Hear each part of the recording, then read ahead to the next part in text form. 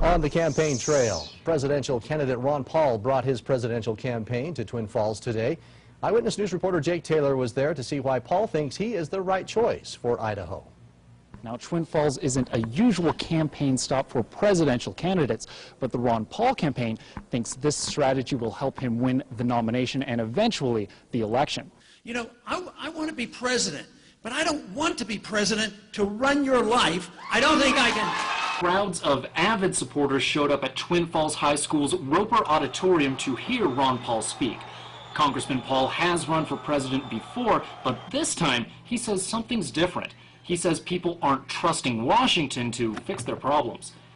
What's happening in Washington is in many ways irrelevant because they're not doing the right things, they're doing the wrong things. But where the really great things that are happening are outside of Washington. The people are waking up and they're sick and tired of what we're getting.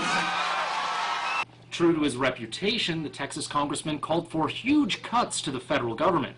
Paul promised the crowd if he becomes president, the troops will come home as fast as the ships can get there.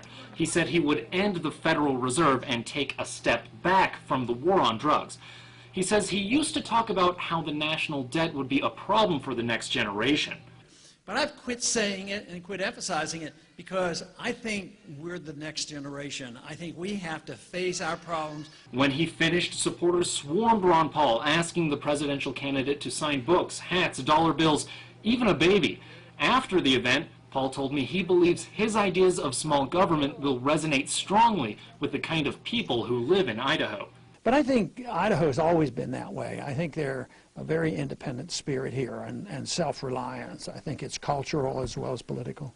But Ron Paul isn't the only presidential candidate stopping by the Gem State. Mitt Romney is coming to Boise tomorrow. Reporting in Twin Falls, I'm Jake Taylor. Idaho Republicans will have the chance to vote for their nominee coming up March 6th as part of Super Tuesday. Meanwhile, Mitt Romney and Rick